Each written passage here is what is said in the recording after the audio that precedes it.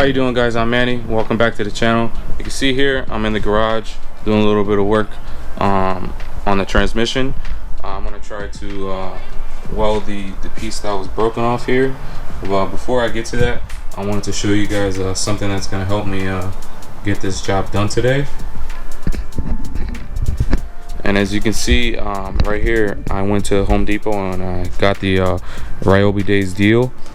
It came with 2 batteries and a charger for $99, and you got a free tool. The free tool that I ended up getting was the little Dremel, and when I seen this I was like, I gotta have it. Reason being is because no other company that I know is making a cordless die grinder, and this is going to be good to get into the little crevices here to start grinding off this material and make it clean again. And also if in case I put a little bit too much weld, I can use the die grinder to grind that down. So if you guys are out there and need a cordless Dremel, this is probably your best option. This is cordless, and as you can see here, I don't even have electricity here, so a battery operated cordless Dremel, I mean, what can you say?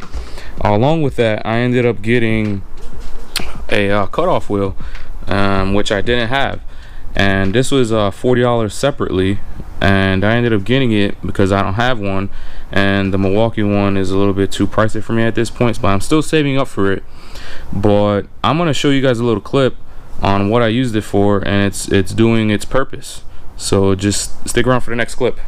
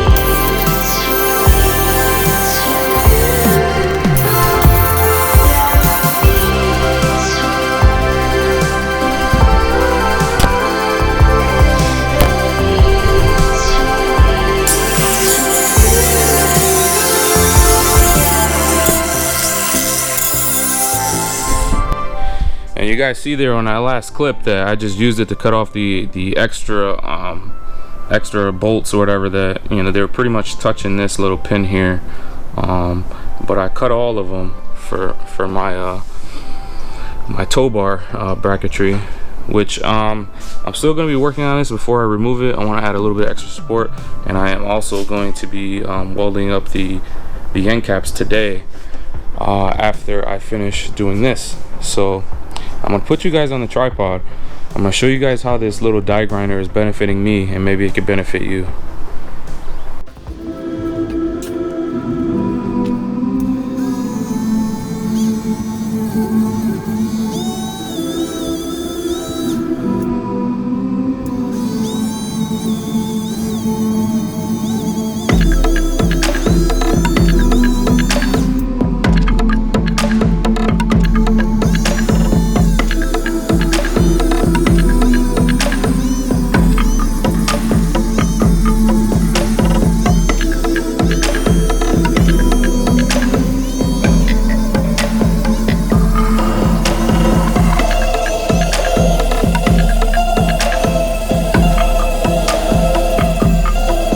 Alright guys, so I gotta tell you, I've been using this Dremel for like the last 15 minutes, and I'm definitely gonna recommend this.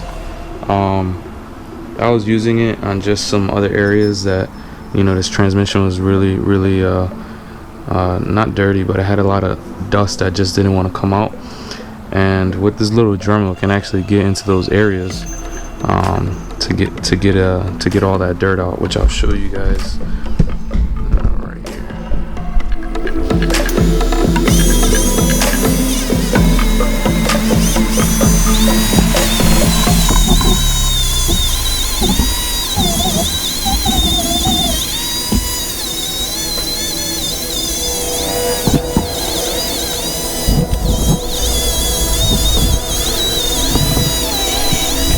Alright guys, welcome back. A few days has gone since the last clip. I ended up finishing welding the transmission. I had a little bit of issue with the aluminum welding, so I had to pick up some different cast aluminum rod to weld up the transmission, and I had to change up just the tungsten with a different one, and that's pretty much it. And I spent some time grinding down the welds, make sure everything's not touching, and I'll show you guys right here. So that's pretty much how everything is now. I had to do some filing to make sure that the starter can fit in there, but you see everything's nice. There's no cracks and stuff like that anymore. So this tranny is ready to go out. Now the tow bar here, I'm gonna take this home.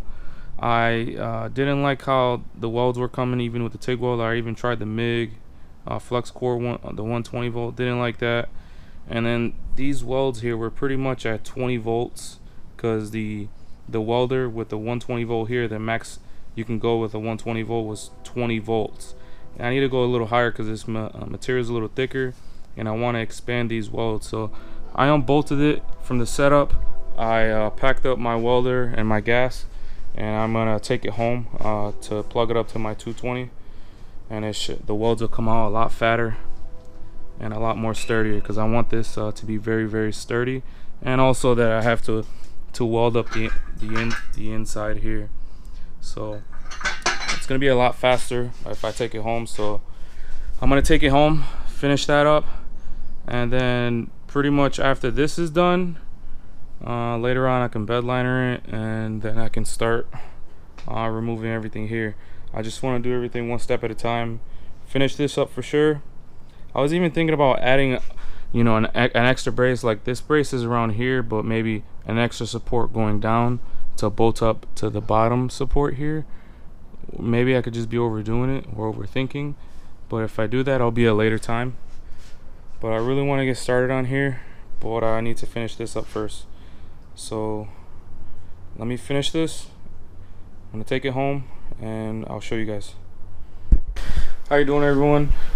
Pretty much a few days has passed since the last clip. Right now I've been working on removing some of the areas here so I can start removing the engine. I did finish up the tow bar here. Wasn't too happy with some of the welds. A lot of porosity in some areas because it was windy when I was doing this outside of my house. But I was able to just get that done, and I really wanted to start on removing the engine. So I removed a lot of components here, a lot of old stuff. Like we're talking about 20-year plus. You know, this is a 1985 1986 vehicle. A lot of stuff is cracked, old. I just ended up just cutting a bunch of stuff because I'm not going to be using any of this. So I'm going to come back tomorrow and start removing the actual engine. Have to remove the 32 mil tomorrow, and hopefully tomorrow morning this thing can be out of here. Today I'm actually going to start the process of removing the entire engine, and I was in the process of actually cutting the throttle cable. I don't want to use this throttle cable, and I'm going to show you guys why. Pretty much when I was inspecting on ways to remove the throttle cable, I ended up running into some little guy in there. As you can see, there's a big huge spider in there. It seems like it's dead, but the thing is the size of my fist, and I'm sure under here somewhere there's all sorts of critters that I probably don't even know about. So I'm just gonna end up cutting the throttle cable. I don't want to stick my hands on any of this anymore, as well as there's some dead wasp nests in here. So I'm just gonna cut wherever I can. I don't want to stick my hands into some tight areas, but I am gonna have to get underneath the car to cut the exhaust in a second. So just stick around for that.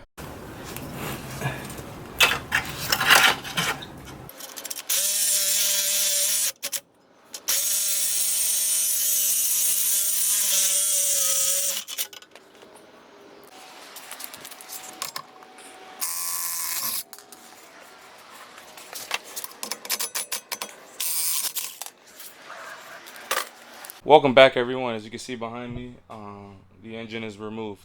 I didn't really film the engine removal. It gave me a really hard time to remove this engine over one little bolt, believe it or not. But the engine is removed, as you can see here. There was a lot of oil that spilled. Uh, we'll leave that for another discussion.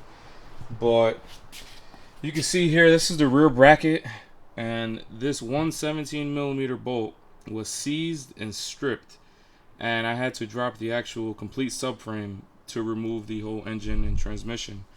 Now there's still looks like a 14mm hole in this, but I'm gonna show you guys the problem with this one bolt here.